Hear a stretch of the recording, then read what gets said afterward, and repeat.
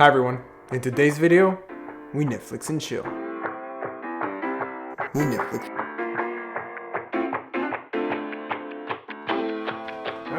Not again!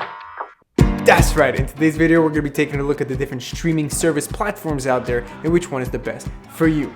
Now we're going to be taking a look at this in 2020, September 2020 to be specific. There's been a lot of updates on these platforms in the past few months, and we're going to be taking a look at which one is the best for you. Now, I'm in Canada, so we're going to be taking a look at this from a Canadian's perspective. We're going to be comparing Netflix, Prime Video, Disney+, Crave, and Apple TV+. In order to simplify the process, I've created a document that essentially breaks down these different platforms into different categories. For example, content, price, availability, pros and cons, and so forth.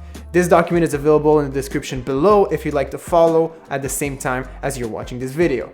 Hi everyone, as I was editing this, I realized I probably should mention this is the short version. There is a long version of the video where I go more in depth into the review. This basically skims over the review process. I also cut out complete sections of the review to save some time, but everything is available in the description below in my full length video and also in the document in the description. If you want to use that long video, it is quite long, so what I would say is use the time markers to go directly to the section that you want to learn about. For example, pros and cons, well, there's a time marker dedicated for that in the description. Anyways, enjoy. Without further ado, let's jump into it. The first category is going to be software. Now within that category, there's going to be device compatibility. What does device compatibility mean? Well, essentially means that there's an app for, let's say, your iPhone, Android phones. It's compatible for different size of phones. For example, PlayStations have an app, Xbox has an app, there's apps on the computer, and or there's browser options. Basically saying that it's compatible with multiple devices. Now on this specific category, I've given Netflix 10 on 10. The reason why is because I feel like they really touch every device and they perfect it very well.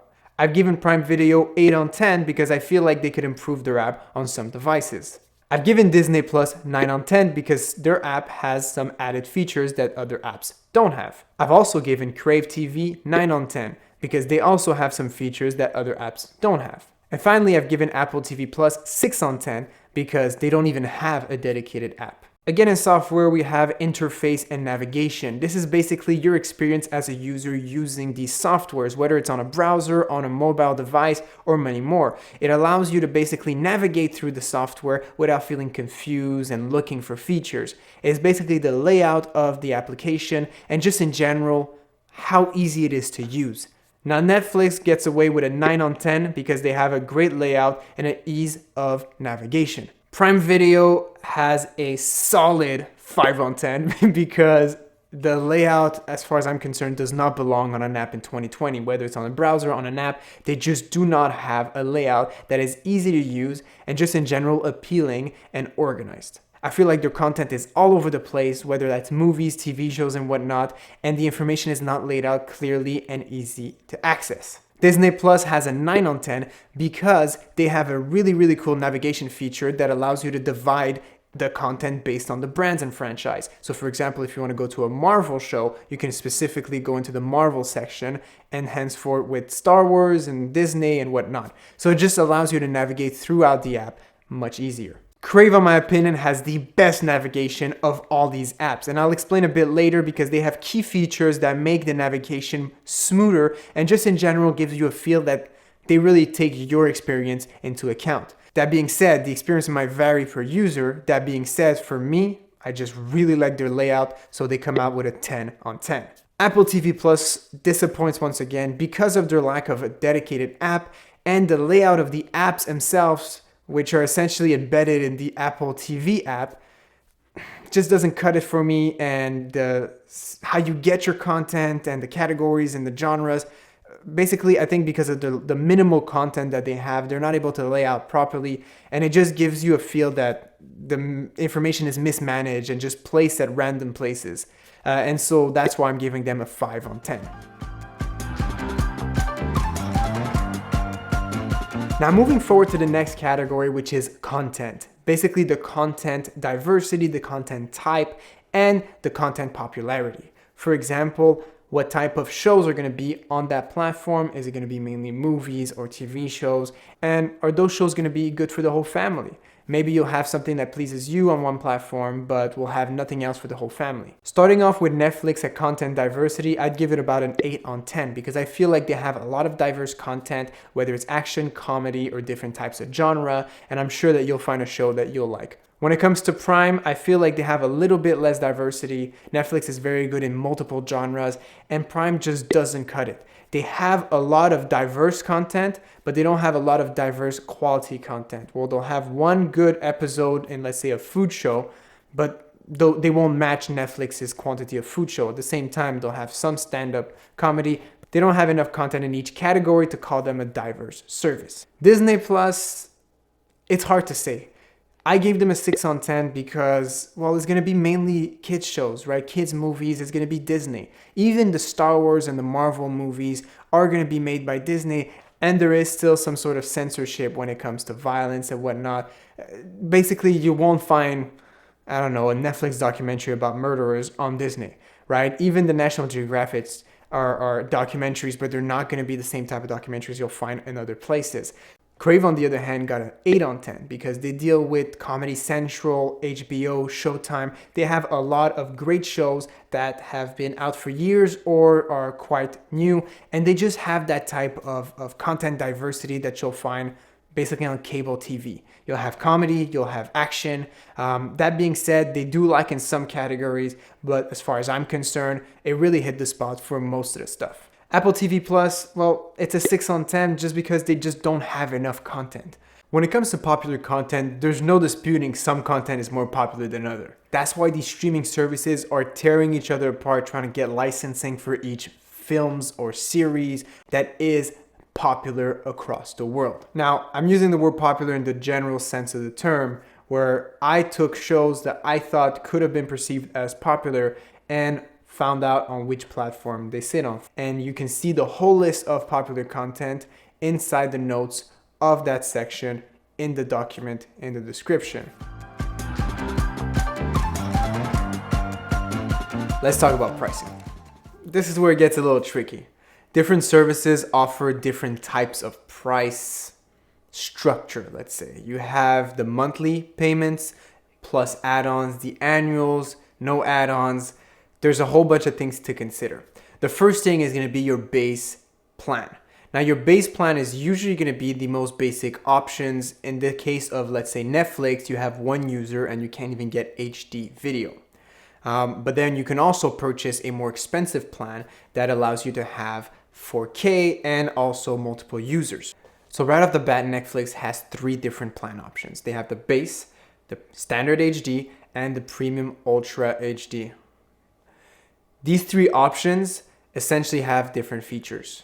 Base is going to be not HD video streaming, one person only. Standard HD is going to offer you 2 simultaneous streams plus full HD capabilities. Premium Ultra HD is going to give you the 4K content you desperately want, and it's going to allow you to have 4 users on it. That being said, there are 3 drastically different prices. Prime has different ways of working. You can either pay $7.99 monthly or you can get it for $79 for the year. You do save if you get the annual plan. Not only that, you also have the option of getting a student plan. So if you are a student like me and you're post-secondary, and there are a few criteria to fill out, but basically if you are a student, you can get the same plan but for $3.99 per month or $39 yearly. Again, Prime as a whole, not just Prime Video.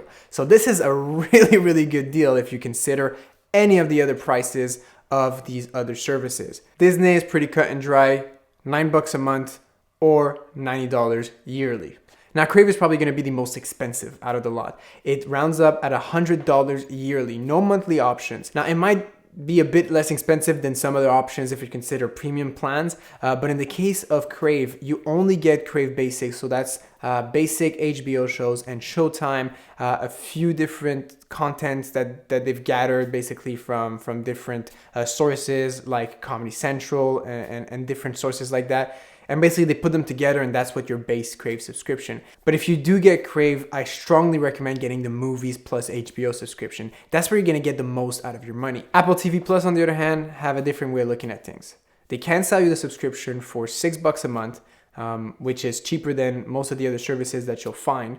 That being said, if you're a student, as opposed to being like Prime where there's a discount, it's completely free. Just free. You don't have to pay for Apple TV Plus if you're a student. End of story.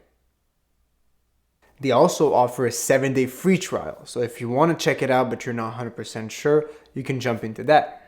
Another thing that's really cool, and that's actually how I got my subscription, is if you purchase a brand new Apple product, whether that's a phone, a computer, or an Apple TV, they'll actually give you a subscription for a full year. All right, so at this point, we're gonna jump into the additional features. Follow me.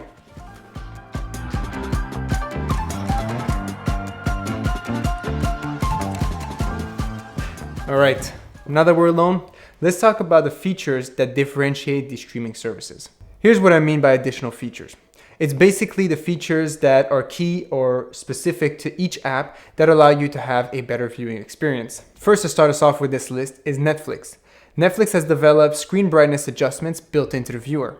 Not only that, they've also allowed you to lock the screen, so it disables all touch features. This basically allows you to minimize the risk of putting it on pause or skipping different scenes accidentally. Without exiting the viewer, you can also check the episode list, navigating through seasons and episodes within the viewer. Not only is Netflix one of the first to develop a download feature for their content, they've also created a smart download feature, which essentially downloads new episodes based on the episodes you've just watched. Netflix is also very good at creating suggestions based on the user, their previously watched, the location, the country, and many more factors. Now, when it comes to Prime, because they belong to the Amazon ecosystem, they benefit from a ton of features that none of the other competitors can possibly think of having. For example, Prime also gives you access to 2-day shipping, the Amazon Music platform, and many more features that are specific to the Prime ecosystem. Prime has also cut a deal with Global News to allow you to have live news broadcasts anywhere you want based from your Prime Video app. Within the Prime viewer, you also have access to something called X-Ray. X-Ray IMDb allows you to have different information based on the scene, the characters, the cast, and trivia based on the show and the scene of that show that you're watching. Within the download capabilities, Prime also allows you to have download notifications. Another very important point is Prime finally decided to come up with multiple profiles, which wasn't offered at the beginning of the year. As far as Disney Plus goes, there's nothing really proprietary about their system. Their viewers are pretty basic. Where Disney does stand out is they have a proximity login based on the Wi-Fi. So instead of having to re-log into your account, let's say you're setting it up on your Apple TV or different devices, you can directly connect by using an authentication with your phone. Now, Crave is particularly interesting. Personally, I find that their viewing experience is the best, navigation and viewing specifically. So they've implemented a few features that are key to that ecosystem. For example, if you're viewing a show from your browser, you can actually enable the picture-in-picture mode, which allows you to still browse throughout their catalog while watching your show in a smaller screen. They've also created a section called My Cravings. Netflix has done this. Other platforms have done this in the sense of continue watching, but My Cravings just puts it in one specific category. So instead of having to go through all the lines of genres and types to finally find your continue watching, it's in one specific place every time. So you can't go wrong, and there's a whole list of all the shows that you're currently watching, and you can start back from there. I find that division very appealing. You also have access to episode lists straight from the viewer. Now, Apple TV Plus has one feature that differentiates from all the rest. Netflix does have a multitude of language selection and subtitle selections in their shows, especially the original titles. Apple TV Plus goes a step further by having almost any languages you can think of available for not only audio, subtitles, but also audio description. That's right, you're able to get audio description content in a multitude of languages. If you're somebody that does need that feature, I mean, it's a no-brainer. I think Apple TV Plus is the only one that offers this. Now, at the end of all this, you're probably asking yourself, well, which one is the best streaming service? Well, it's not an easy question to answer. Now, you can look at it from different perspectives based on your needs, price, and overall best service. The way I see it, if you're cutting it down for the price, Amazon Prime offers you the most content and the best services for the price. I mean, if you're a student, it's $4 a month, $39 for the year. It's unbeatable for the amount of content you're getting, availability to popular content, diversified content, and accessibility from multitude of devices. Not only that, you get all the Prime features like 2-day shipping, you get Amazon Music, and much, much more. Now, if you're looking at it from an overall perspective, I feel like Netflix still has the upper hand. You're looking at very diversified content, extremely high quality content, very popular content. It really suits the needs for the whole family. It is a bit more expensive when you compare it to the other services, but you're still looking at an app and a software that is oriented towards the user, which means that Netflix really redevelops their app in mind of the person using it. I feel like that's something that we take for granted these days, considering that's the end result. We're going to be using an app and a software, and we are going to be streaming from it, using it maybe on a daily basis. Now, if that service is not good, as much as you might have the best content available, at the end of the day, if it's not usable, it's not usable. And Netflix really takes that in consideration. Now, I wouldn't necessarily get Netflix without a VPN. I feel like a VPN is an extremely good investment if you are getting Netflix services, considering they have very diversified content depending on the location you're in. Now, that's as much information as I can give you. As I said earlier, the document that you see throughout this video is available in the description below. Just make sure you download it and check out all the information on there, as it can be very useful to make your purchase. Again, this is based in Canadian dollars, and it's based on Canadian content. Make sure you check out the notes of each box. You'll see it has a little red triangle on the top right corner, and that essentially tells you that there's more information to see. Well, anyways, that was it. Thank you for watching. Subscribe if you haven't already. Give this video a big old thumbs up. Leave me a comment in the section below. And hey, I'll see you next time. Peace!